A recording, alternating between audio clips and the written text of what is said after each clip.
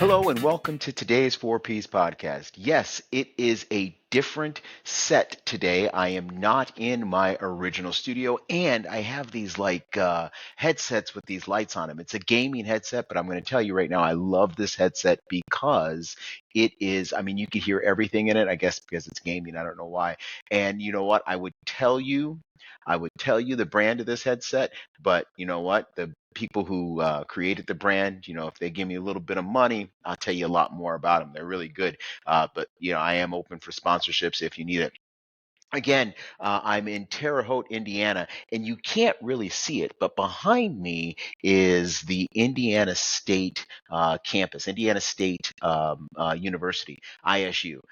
It is where Larry Bird played basketball, and it's also where the most famous graduate in the history of this college graduated from, and that is a woman by the name of Jacqueline D. Gardner. If you don't know who she is my mother. She did graduate from Terre Haute, Indiana. It's been a long time since I've been in Terre Haute. I'm in Terre Haute today. I've been touring. I've been in Chicago for the last 4 days. And I'm in Terre Haute to talk about my book, Stories of Transgression and Recovery. We have an interview with the NBC affiliate here, WTWO, here just in a little bit. So we're going to go do that. And, last night while I was in the hotel, everybody knows I'm a huge Buffalo Bills fan. And last night, the Buffalo Bills, they were down 15 points. It was going into the fourth quarter. I decided to turn off the TV. I needed to get up, get refreshed, and make sure I'm ready for the interview today. And so I turned off the TV. When I woke up this morning, obviously I wear glasses, and yes, I do have progressive lenses. I grabbed my phone, as I always do, just to look to see messages and things like that. And in the corner, I always have scores of my favorite sports teams. So, it's either the New Zealand All Blacks, which is now one of my favorite teams. Yes, you're going to be hearing about them from now and from time to time, or you're going to hear the Buffalo Sabres, which you've always heard about them, and definitely the Buffalo Bills. So I pulled it up and I looked, and I did not have my glasses on, and I really thought that I was seeing this wrong. I thought I obviously am not seeing the score. The Buffalo Bills came back and they won. As a matter of fact, first time in NFL history a team was down as much as they were, 15 points, I believe, and they actually scored and won within the last 4 minutes of the game, which is fantastic. That usually does not happen with Buffalo sports, so I was very happy about that. Anyway, the reason why I'm bringing that up, other than the fact just to gloat a little bit and smile a little bit, is because the person that we have on our program, his name is Peter Lustig, and Peter Lustig has a book called The Comeback Path, and it is a great book talking about things that he had to come back from. And sometimes we are faced with trials and tribulations in life, and even like me, people turn off the TV on your life. They just turn it off. This guy's not going to come back. This lady's not coming back. It's kind of over with. Don't worry about it. We're going to let it go. And you know what? He did come back, just like the Buffalo Bills did last night. They came back, and I think you need to hear his story, hear what his comeback was, and hear what he is doing now to encourage other people to come back. We will be right back right after this. Your story matters. Your voice deserves to be heard. At DNP, we bring your dream, purpose, and passion to life in print. Whether your manuscript is ready to go or just an idea waiting to unfold, we're here to guide you. With expert editing, stunning graphics, and the knowledge to make your book a reality, we'll help you share it with the world. From book festivals to signings, this is your moment. Let's turn your dream, purpose, and passion into print. Connect with us today and make your dream a reality. Welcome back to the Four Ps podcast. How are you guys doing today? I have a fantastic guest on the program. His name is Peter Lustig. He is from, now, are you from Columbus or are you from Indianapolis? I'm from Columbus, You're from Indiana. Columbus. Now, the funny thing is I'm going to tell a little story real quick before we get into the program. Last week, so I am doing an interview, not on my podcast, but on someone else's podcast, and I had a camera, and the camera actually had a ring light around it. I thought it was a good camera. I really did. I'm not going to say the name of the company, but whatever. But it kind of like narrowed the screen itself was kind of narrow. Anyway, what happened was as I was talking, the light, the big light, the LED light around the camera literally started sparking. And I'm talking and I'm looking up like, oh man, this is gonna be a fire, right? And then the thing just shut down. And it shut down and it actually went, my other computer camera just said, okay, this guy's still talking. Let me go ahead and go on that. But that one was fried. You could actually smell the electric in there, right? So it was fried. Yeah. So anyway, obviously I had my own podcast. I had to get a new camera. So I had a podcast episode that day that I had to record. So I'm recording the episode, and I put the new camera where the old camera was. So now the new the episode that's going out, there's an episode right now where I'm like all the way over here. So when you see it, I'm like, what in the heck? So hopefully now I am centered. But the thing is, with the podcast episodes now, because it was so centered, you used to only see, I'm not trying to strip, I promise. But you used to only see like the top half of my shirt, so you couldn't see it. So today I am wearing a shirt. It's a shirt from Italy. My daughter Mona bought it for me while she was in Italy, jet setting and all this other stuff. So I'm wearing this shirt today. So now you're going to see more of me, and now you're going to see more of my set. And the reason why I'm bringing that up is because our guest today, the reason why I ask, are you from Columbus or are you from Indianapolis? He has a T-shirt on that says Hoosier Dome. Now, there you go, Hoosier Dome. That used to be the stadium where the Indianapolis Colts used to play. That was the first stadium that they played in back in the 80s and up until like 2006, something like that, 20. It was a long Yeah. time ago. And so, not that long ago. But anyway, that was the thing. And I saw Hoosier Dome, and it just made me think about that team. Now, I will say, being a Buffalonian, it was a great place for the Bills to play in the Hoosier Dome because we kind of owned that stadium for such a long time. But when they moved into Lucas Oil Stadium, it was a totally different story. You guys kind of owned us until like the last couple of times we were there. But, We turned it on. Yes, you did. You guys turned it on. Enough talking about football. Peter, you are from Columbus, Indiana. I got to know you over the last couple of weeks or so. You have a book called The Comeback Path, Power, Shame, and the Rebel Art of Living Fully Anyway. Now, The Comeback Path. Tell us a little bit. Why did you write the book? What is the book about? Yeah. Well, first of all, thank you for having me on the podcast here. First time I've ever been on a podcast. So, Well, good. but I was in the corporate world for 10 years, so it just feels like a meeting, that's happening, a That's Zoom what it meeting. is. Yeah. Yeah. So, so thank you. And I wrote the book right after the start of this year. So it was early 2025. I had just gone through a really bad breakup and was kind of struggling mentally, emotionally. And I started jotting some notes down and thinking about things. And I realized as I was trying to put the pieces of my life together, I had gone through several traumatic events, one of which was the loss of my older brother. And as I was putting the pieces together, I realized that, there's a story that's happening here, and I could see sort of the pieces that led to where I was mentally and emotionally. And so as I saw that, the idea came to like, if this was a book, what would the chapters look like? Mm-hmm. And so that's kind of where it started. And as I started writing, it became kind of a survival mechanism for me at that time. A lot of people will go through life, like you said, you're in the corporate world and things like that.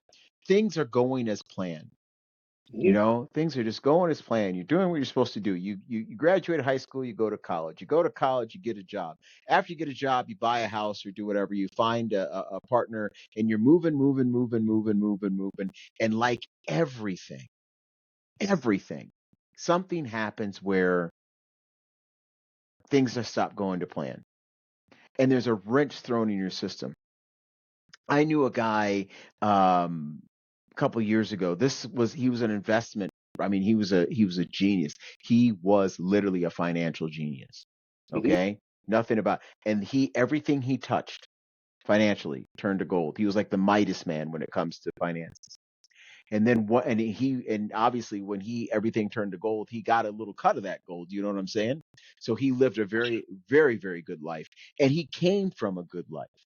So like you, he did the steps, step by step by step by step by step. Then, out of the blue, I mean, literally, he comes home and catches. He was on some business trip that got cut short.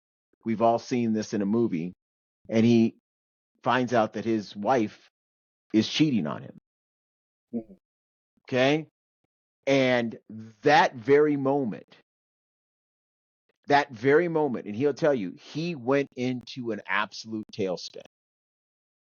He went from riding high all the way to whatever he was running into at that point. Ended up getting sick, ended up losing his job because he couldn't focus and things like that. And I mean, I'm talking, this happened back in the early 2000s, and now he is just now getting back on track. It took him almost 20 years. I'm not joking. It took him almost 20 years to get back on track. You, on the other hand, and I'm saying this as a compliment, it does seem like life was going, and then, oh shit, you know, you write this book. How did it help you in the journaling process of this book? How did this help you go through what you went through? Well, it helped me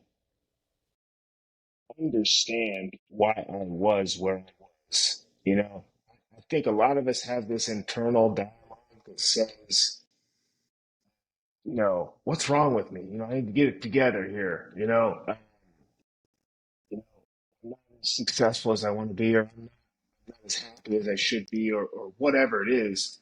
Um, and so as I was battling that voice, the journaling piece really helped me put together, like I mentioned earlier, it really helped me put together what exactly happened to me. So I went through a divorce. It was about 3 years ago. And, for anybody who's gone through that experience, it's brutal. Mm-hmm. It is brutal. But it was the first time I'd ever gone through this. So you think these thoughts, oh, when are you going to get over that? When are you going to move through that? And I'm thinking, I've had a lot of stuff happen since this divorce. Why am I not over that? Why am I not getting through that? And the journaling helped me calm my internal dialogue a little bit. It helped me calm down and see myself with a little bit more compassion, Mm-hmm. and to say, it's okay. This has happened, and this has happened, and this has happened, and that might explain some of what you're going through right now. Mm-hmm. So some of the depression that I experienced at the time, I can relate to that. I can relate to the grief that I was going through after losing my brother. The journaling really helped me see that and connect the dots with those events in my life. So your brother and your divorce, did that go on relatively close together or at the same time? When did that happen? Yeah, so I guess my divorce was final at the end of 2022, so almost 2023. And then my brother passed away July 5th of 2024. Okay. So it Sorry was to hear more that. like, yeah, I appreciate that. Mm-hmm. He'd be tickled to death if he knew I was on this podcast today. He was a huge podcast fan, and And yeah, so Can I ask, for the audience sake, how your brother passed away? sure, Hmm. sure. Um, so I guess what would be the best way to explain? Um, my brother, I'll give you a little bit of context if that helps. Yeah. Uh, my brother had struggled with mental health his entire life. Um, diagnosed, I guess, as bipolar, and um, so had kind of a dual diagnosis of that and of the mental health stuff going on. And I always tell people, I explain that he was a tortured soul, so to speak. If you ever get that idea in your head of somebody who's a tortured soul, you know what I mean. Just kind of always struggling just to be happy, to get by. Um, at the same time, he had some substance issues as well. So alcohol use, drug use, but mainly alcohol. However, uh, he got it together. The last couple of years of his life. Ironically, why he got it together and was really doing well. Was sober, and unfortunately, our relationship at that time, because we were best friends, Hmm. our relationship at that time had taken a hit, and I don't know why exactly. To this day, I'm not sure. I don't know if it's because he was going through his sobriety stuff or what, or because of my divorce. Hmm. I don't know exactly. So I was kind of already grieving the loss of our really close friendship. Not that we ever lost our bond totally Right. or our brotherhood, but so I'm saying all that to say I wasn't really. I was on vacation at the time when it happened. Um, he, I wasn't really involved. I wasn't there at the time, so I can't speak for exactly what happened. I can speak for what I know and heard afterwards. But um, I, I believe he took some of his medication, uh, and he was kind of frightened about that, about how much medication he had taken. Um, and then 4 days later, he passes away. Um, so we're left with all these questions of what happened. And to this day, I'm not certain what happened. I know what the autopsy says. He passed away from a heart attack, but there were no substances in his system, according to like the pathology stuff. So we're Hmm. going with that it was a heart attack of how he passed away, Yeah. but we don't know for certain. And there was mental health that was going on as well, um, and some substance stuff as well.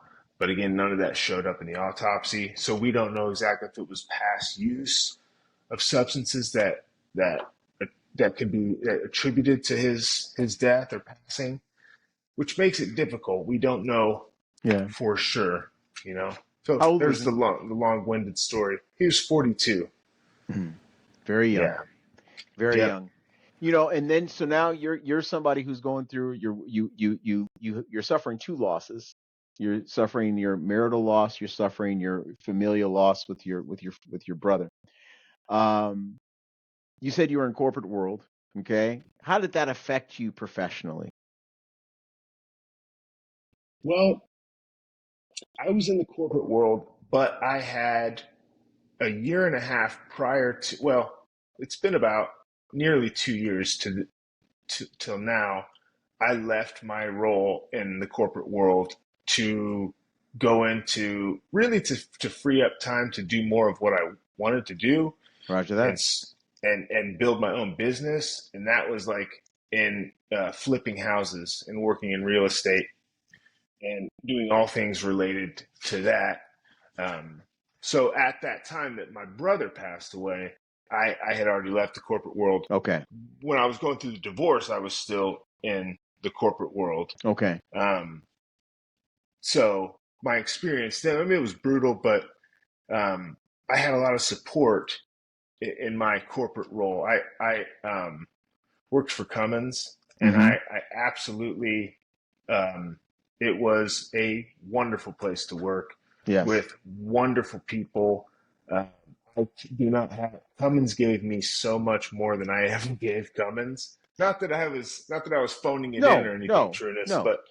but it gave me a lot, and I've always said that it's given me so much, and I had a great support system at the time, that I was going through the divorce. So many people reaching out to share their own experiences, to lend a hand of support. Friends from Cummins that showed up at my house when I was going through that. Um, so that was a great piece Yeah. of it.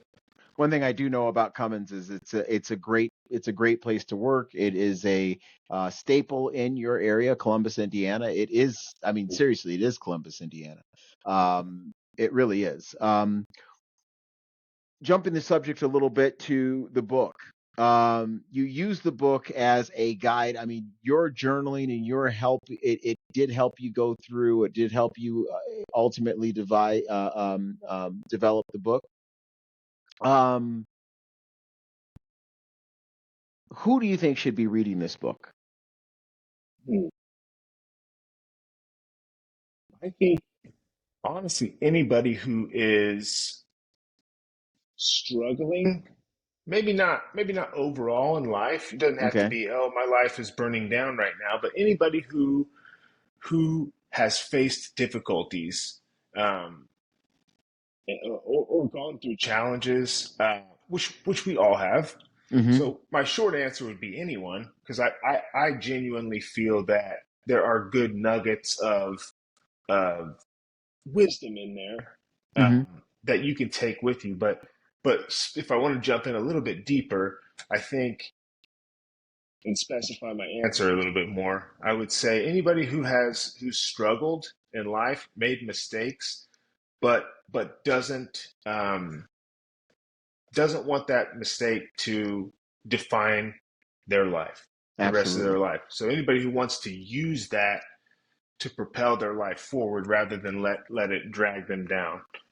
So, I do know that there are people out there that have read this book and they read it during the darkest time of their life, or one of the darkest times. I mean, I'm sorry, I'm 54 and I'm pretty cynical. It gets darker sometimes. I mean, I say that. I don't say that in a That I negative hate to way. hear that. Yeah, I don't say that in a negative way. I say that because there's always something. You know what I mean? And the funny thing is like the comeback path is a book that you can come back to multiple times, because what's going to happen is you're going to get life is a roller coaster. And that's why I said, I shouldn't have said, maybe I shouldn't have said it gets darker, because it really doesn't. But what it does is you have those ups and downs, and sometimes you're at the peak, and then sometimes you hit that first hill on the roller coaster. It takes your breath away. But then after Yeah. that, it's actually just like pretty cool after that. You know what I mean? The first one got you, and then you're good. But the comeback path is definitely a book that you will come back to over and over and over again, because when you read it, reading the comeback path, it all depends on, because I've read it a couple of times, to be honest with you. And what happens is it all depends on how my day is how I interpret a certain passage that you have in the book. And so it is a good book to read. It's a good book to gain perspective. It is a very good book. I'm going to tell people who have young adult um, children, and I don't want to say children, but sons and daughters that are going through life. This is a book that you want to hand them. This is a reality book.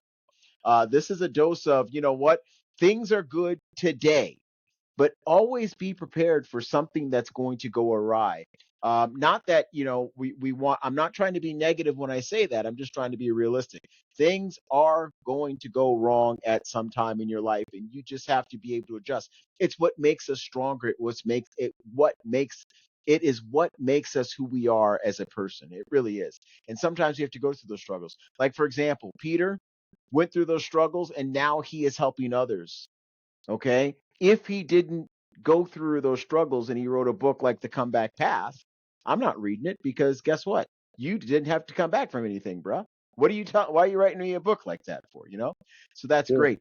Peter, this book is available today as we're releasing this on Amazon. However, you are going to be re-releasing it in a new form. You're going to be at Barnes and Noble. You're going to be worldwide here with the new release, and you're going to have a virtual session.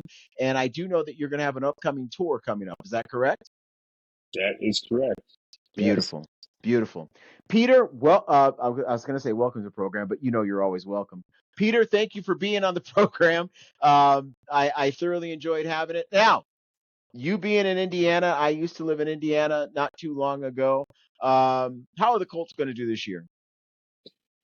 We're shaky at quarterback, Trunnis, so I don't know. And God bless Anthony Richardson, but we'll see. We'll see what happens. We're still behind. We're still behind him, but it's like you described life being a roller coaster. Mm-hmm. You can describe the same as being a Buffalo Bills fan. Oh my God, yes. Supporting the Indianapolis Colts, it's a roller coaster ride, and so our hopes are high as always. Yeah. Every year my hopes are high, and then it's usually a roller coaster going the opposite way. Just to be honest with you, but we hope they do well. We went. How many years did the Bills go without a playoff game? 17. Was it a 17-year drought? It must have been. Didn't they go to the Super Bowl like 4 years in a row? Yeah, we don't have to talk about that anymore. Just don't sorry bring about that. Yeah, sorry about that. We don't have to bring that up. I don't want to hear that about that. But it was. I think the drought went from 99. Yeah, it was the 17-year drought. It went from 99 to 2017. Yeah. So I mean, yeah. So it was a long time, and now it's like it's like, okay, stop winning the AFC East. Let's get something going here. I don't even care if we win the AFC East anymore. I just want to win the big game. I just want that big game. Right. Yeah. But anyway, they got the tools. Yeah, they don't have the defense though, but they do have the tools. All right, they absolutely have the tools on offense. I just wish they get that defense together. Peter, welcome. Thank you for being on the program. We will be right back after this. Again, before I go back, it's the Comeback Path. It is available It's available on Amazon. You can pull it up. All you have to do is type in his name, and his last name is spelled Lustig. If you type in his last name, it goes right to the book. And then, like I said, he will be doing another release, a more expanded release here in the next couple of weeks. We will be talking to you soon. All right, we'll be right back right after this. The 4 Ps of You, Expanded Edition by Trunnis Goggins, is a powerful guide to personal growth built on 4 foundational principles: purpose, planning, passion, and persistence. In this expanded edition, Goggins shares real stories of trials and tribulations, his own and those of others, to inspire readers to reflect, reset, and rise. With added insights and practical exercises, this book empowers you to navigate life's challenges, unlock your potential, and live with greater intention and impact. The 4 Ps of You is available on Amazon, Barnes & Noble, and worldwide wherever books are sold. Welcome back to the final segment of the 4 Ps podcast. I know it's a little dark. It's a little different today. Like I said, we're using a different set today, or we're not even using a different set. I'm doing this from the hotel room. Period. But I will say that I do hope that you did get everything you needed out of that last interview. Peter's a strong guy. He's moving forward. He is now, like I said, mentoring others. His book is right now, as of this recording, available on Amazon. But here in the next week, it will be available worldwide, everywhere, on so many different platforms: Barnes and Noble, Indigo. If you're in Canada. Obviously in Australia and what have you.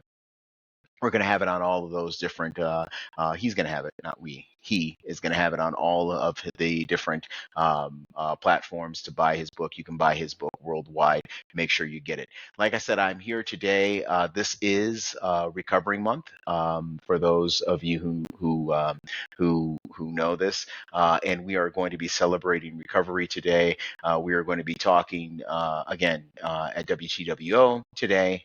You will be seeing that. As a matter of fact, I'll have some segments in the interview. There's also another interview of one of the other authors and she is going to be doing an interview. She is Tessa Williams. She's been on this program before. She's out of Australia, but she decided that she is going to do an interview in New York today. So it's going to be a fantastic day, very busy day today. Next week, we are going to have a great show for you. Can't wait to share it. I'm going to be making sure it's a surprise for you because, to be honest with you, as I'm sitting here talking to you right now, I'm not prepared enough to know who my next guest is, even though I know I've already interviewed that guest, but I forgot the schedule. Sorry about that. Talk to you guys next week. You have a great day. Bye-bye.